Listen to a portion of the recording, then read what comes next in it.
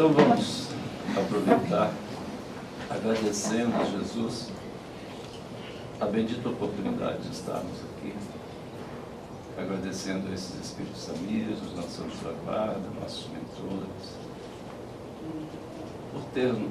por terem nos auxiliado para que pudéssemos chegar até aqui e que possamos fazer a nossa parte nesses instantes, deixando de lado por alguns momentos os nossos problemas, nossas dúvidas, nossas preocupações e buscarmos nos sintonizar com Jesus, com esses ensinamentos profundos, para que possamos beber dessa fonte que vai nos trazer a paz que tanto necessitamos, para que consigamos traçar nosso trajeto e seguir em nossas tarefas. E vamos aproveitar nesses instantes, já vibrando pelos nossos amigos médiuns lá da sala de passe, que estão lá concentrados, nos aguardando, se preparando para que possam transmitir a nós as vibrações tão importantes que receberemos nos passes após a preleção. E assim, Jesus querido, te abraçando com muito carinho, pedindo a presença amiga com cada um de nós, pedimos permissão para podermos dar por iniciado a preleção do mundo de hoje. Que assim seja, graças a Deus. Sejamos todos bem-vindos aqui à Casa de Paulo de Tarso, nessa primeira semana de maio, né? Primeiro final de semana. E lembrando que maio é um mês marcado por várias efemérides, né? É o mês das mães, como eu poderia deixar de lembrar, e também com a participação feminina, né? Tivemos outros eventos, como a libertação dos escravos aqui no Brasil, através da Princesa Isabel, e também a luta pelos direitos dos trabalhadores, né? Que também é marcado, no nosso caso, na nossa cultura, como maio, né? Então, todos esses eventos com participação feminina, não devemos nos esquecer disso, não é assim? E nada melhor do que a gente iniciar refletindo sobre as imagens sempre presentes de Jesus e sempre fundamentais em nossas existências. Como nos lembrou João com a sua voz tonitruante, né? Que devemos ter Jesus em nossas mentes e corações todo o tempo. Sim? Então, no capítulo de hoje, nós vamos falar um pouquinho sobre alguns aspectos do nosso comportamento, nossas reflexões, nossas ações do dia a dia, né? Que a vossa mão esquerda não saiba o que dá a vossa mão direita. Inicialmente, então, do Evangelho aqui de Jesus, tomai cuidado de não fazer as vossas boas obras diante dos homens para serem vistas por eles. De outro modo, não recebereis a recompensa do vosso Pai que está nos céus. Então, pois, quando derdes a esmola, não façais soar a trombeta diante de vós, como fazem os hipócritas nas sinagogas e nas ruas, para serem honrados pelos homens. Eu vos digo em verdade que já receberam a sua recompensa. Mas quando derdes esmola, que a vossa mão esquerda não saiba o que dá a vossa mão direita, a fim de que a esmola esteja em segredo, e vosso Pai, que vê o que se passa em segredo, dela vos dará a recompensa. E aí, nós temos que trazer isso de alguma forma, né? Para o nosso dia a dia, para nossas ações e reações, nosso comportamento diário, porque as mensagens de Jesus têm um valor fundamental como endereço principal do nosso comportamento, nossa forma de ser, pensar, agir. Então, é isso que a gente tem que observar quando a gente reflete sobre Jesus. É importante ter em mente o seguinte: nós devemos assumir a prática do bem. Isso deve ser assumido por nós, né? Só que não precisamos e principalmente não devemos fazer alarde nem fazer proselitismo disso, né? Nem para nós, nem para os demais.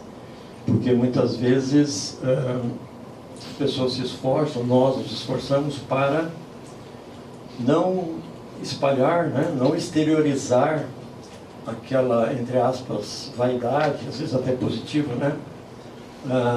De alguma coisa de bom que tenha feito, mas fica explodindo por dentro de vaidade, de autorreconhecimento. Então a gente precisa domar essas reações e esses pensamentos o tempo todo, e é o tempo todo mesmo, porque nós temos sempre essa tentação, né? Por que a gente deve fazer isso? Porque se nós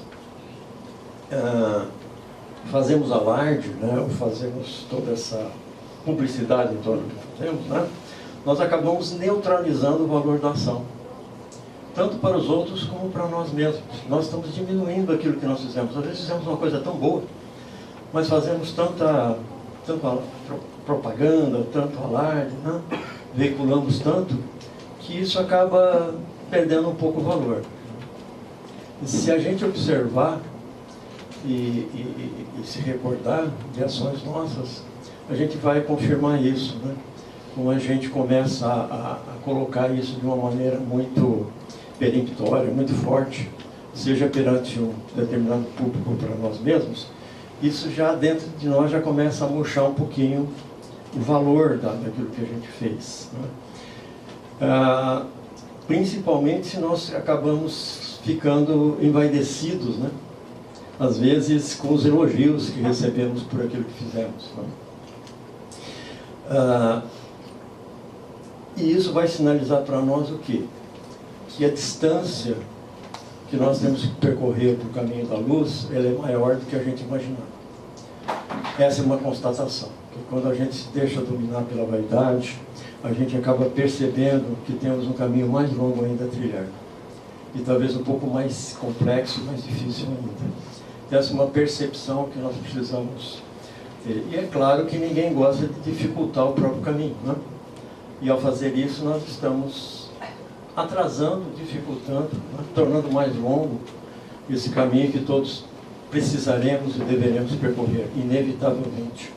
A questão é só de tempo e de esforço, né? Para ver quanto mais a gente vai ter que se esforçar e quanto mais delongas nós vamos ter nesse caminho, para percorrer esse caminho, né?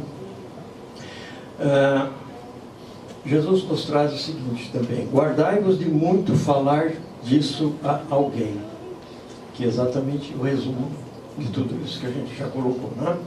Então, segura um pouquinho, não fala demais. Se tiver que falar um pouquinho para alguém, muitas vezes é um ato que a gente considera, vamos dizer assim, exagerando um pouquinho, né? Exemplar, ou fizemos alguma coisa que pode servir de exemplo.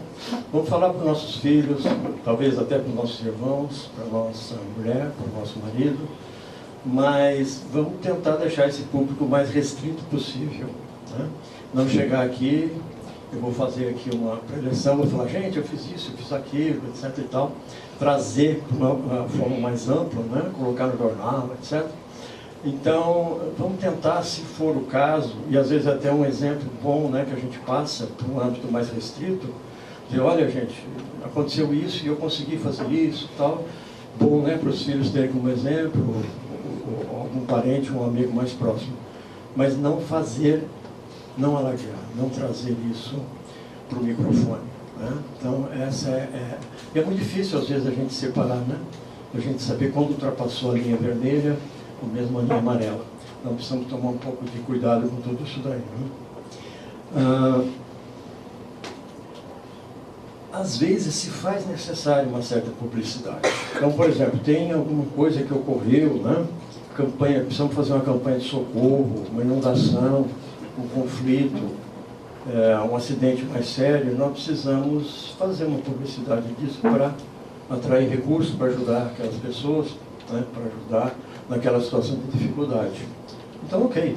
Às vezes até patrocinado por empresas, por grupos específicos, né? É muito importante que a gente faça isso. Só que mesmo assim precisamos evitar a ostentação.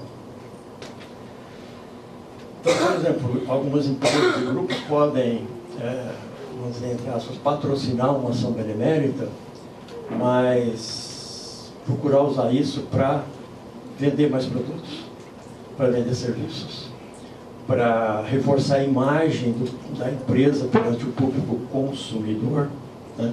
E eu friso o consumidor porque reforçar a imagem da empresa é lícito, né? A empresa tem uma boa imagem, faz coisas boas, etc. e tal.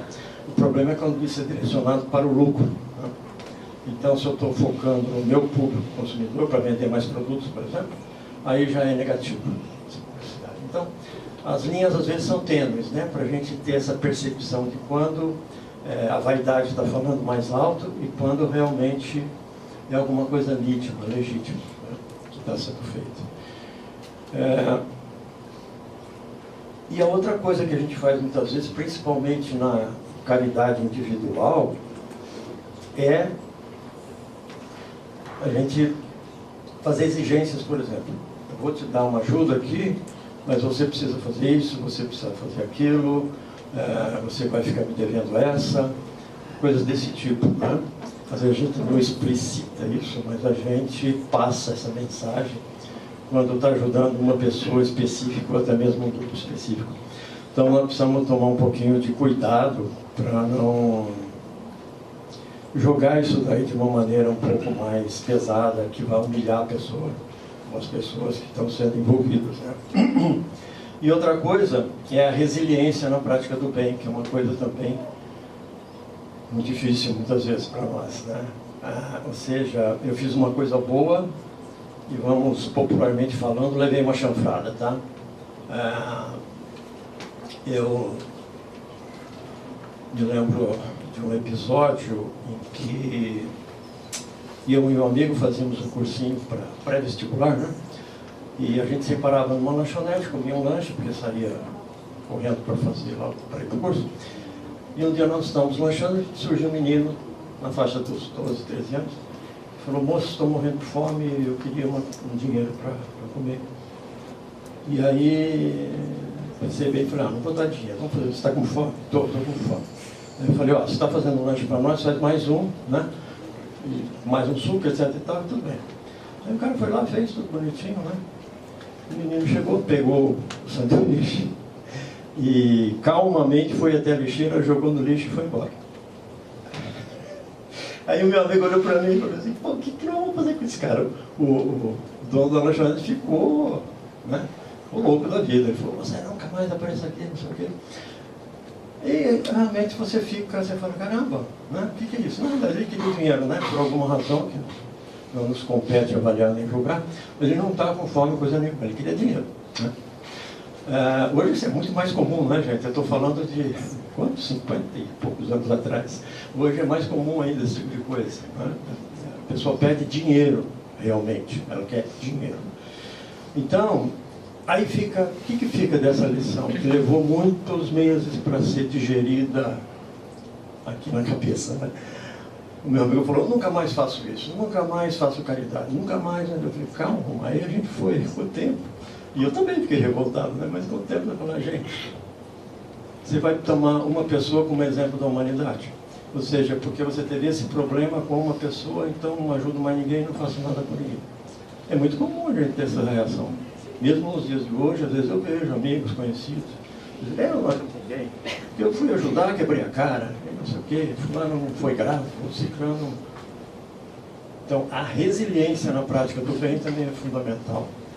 E é difícil, viu? A gente tem que lidar com isso. É difícil. Não adianta disfarçar, dizer que não, comigo não tem problema. Tem sim. Passa um tempo para a gente digerir esse tipo de situação, né? E a outra coisa que a gente muitas vezes faz, né? Não, eu não exijo nada, não quero retorno, não vou alargar nada, mas eu quero meu pedacinho de céu. Não tem isso também? Fala assim: não, eu estou fazendo isso para merecer um tratamento melhorzinho lá no plano superior, né? No plano espiritual, não é assim? Quem nunca pensou isso? Então a gente faz às vezes meio que direcionado, né? Falando: mas Deus vai me recompensar. Até certo ponto é válido esse raciocínio, desde que ele não seja direcionado, desde que ele não seja orientado e forçado, não é assim? Nós temos que ter controle dessa expectativa, porque nós não podemos negociar com o plano superior e não podemos negociar com o Criador.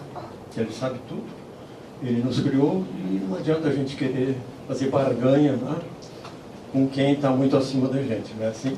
Não vamos levar vantagem e, pelo contrário, nós vamos mais uma vez diminuir a importância do ato que a gente praticou. É triste isso, mas acontece, né? E muitas vezes a gente acaba fazendo isso, né? E também, gente, no resumo do que eu falei inicialmente, evitar essa preocupação com os circuitos de reconhecimento social. Então você está num lugar, fulano é caridoso, fulano faz isso, fulano faz aquilo. Nós somos muito influenciados por esse circuito, né? Reconhecimento social. Ou seja, as pessoas nos reconhecem e põem uma determinada etiqueta na gente, né? Essa é uma boa pessoa, ele faz isso, faz aquilo. É claro que você pode sentir isso pela pessoa, pode ter essa imagem da pessoa, né? Mas a própria pessoa não deve buscar isso de forma alguma, como resultante, né? Isso pode ser uma consequência natural, mas nunca resultado de uma parte ou buscada, não, resultado buscado, né? O Mahatma Gandhi falava uma coisa que eu acho espetacular. Felicidade é quando você pensa, diz e faz e tudo isso está em harmonia. Ou seja, se eu faço é porque eu quis fazer, é porque eu pensei, né? E se eu fiz é porque eu pensei, e se eu pensei é porque foi o que me motivou a fazer. Tudo tem que estar interligado. A gente não vai fazer, e aqui traz o resumo também do que a gente falou antes, né? A gente não vai fazer para parecer bom, não vai fazer contrariando o nosso desejo. Eu não faço caridade, mas não gosto de fazer, mas eu vou fazer porque pega bem. E se eu não fizer, pega mal, ao contrário, né? Então isso é não estar em consonância com esse raciocínio aqui que o Gandhi nos colocou de uma maneira muito correta, né? E eu diria também que a gente tem que se lembrar sempre que auxiliar o próximo também é fazer bem a nós mesmos. E às vezes a gente esquece disso. Porque nós nos sentimos bem quando auxiliamos alguém, quando percebemos que aquilo que nós fizemos foi útil a alguém, ajudou alguém, tirou alguém de uma situação mais complexa, mais difícil. Nós nos sentimos bem. Então é até um pouco de egoísmo também, egoísmo saudável, né? Vamos fazer o bem para me sentir bem também. Eu também me sinto bem quando faço aqui. Então essa é a reação mais positiva que nós podemos ter, né? E o outro aspecto é que dar para receber e receber para dar passa longe do amor verdadeiro. Então, se nós fazemos o bem esperando um retorno, não é amor, né? Essa relação, nós precisamos... O que eu estou esperando quando eu faço o bem? Eu estou esperando um retorno? Primeiro que provavelmente vamos nos frustrar. Segundo que não é o correto. Não é a maneira de nos fazermos nos sentir bem, né? Reforçando um pouquinho o que eu falei antes, tem um pensamento de um cara chamado Benjamin Franklin, que ele dizia o seguinte: quando somos bons para os outros, somos melhores ainda para nós mesmos. Então isso dá uma balizada muito importante que a gente tem que ter em mente. Se eu sou bom para os outros, eu sou melhor ainda para mim mesmo. Isso está fazendo bem para mim. E a doutrina espírita nos ensina que a felicidade, ela só existe quando nós agimos de acordo com a nossa consciência. Se nós agimos contrariamente à nossa consciência, nós não atingiremos a felicidade. Podemos ter até momentos de alegria, né? E que isso daí também significa que precisamos colocar que a caridade, a prática da caridade é o amor dinâmico em ação.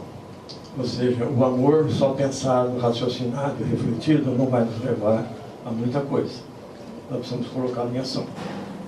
Então, isso é o que representa a prática da caridade. E também temos em mente o seguinte, que quem não coloca em prática esse verdadeiro amor, ele pode pegar o Evangelho, ler, pregar, falar para todo mundo, até de forma convincente, né, sobre as palavras do Mestre, mas nunca será discípulo de Jesus. Será apenas seu admirador se não colocar em prática o Evangelho. Ler, pregar, até de forma convincente, é bom, é importante. Mas se ele não colocar aquilo que ele está lendo, que ele está pregando, que ele entendeu, sobre o que ele refletiu, ele vai ser um admirador. Oh, Jesus é um cara legal, tal, mas não vai ser discípulo. Não chegará a essa etapa, né?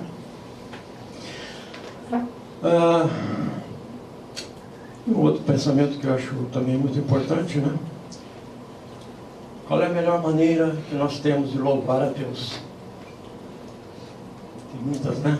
Mas eu diria que um resumo interessante é ser feliz e ajudar os outros a ser felizes. Com isso nós estamos louvando a Deus, nós estamos adorando o Criador. Não aquela adoração de ajoelhar e olhar para imagens, mas a adoração legítima, verdadeira e que faz sentido e que faz efeito.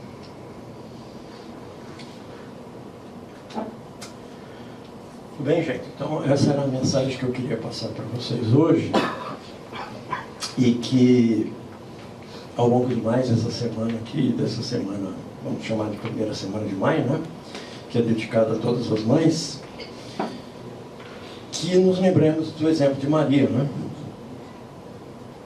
e também de Jesus e de seus ensinamentos. Então, que tenhamos agora a paz e a harmonia em nossos corações e em nossas mentes, para o passo que queremos receber, e também que possamos manter em nós todas essas reflexões e essas lições e novidades do Mestre Jesus, que sejam muito úteis a todos nós no direcionamento dos nossos caminhos, no nosso dia a dia. Que assim seja.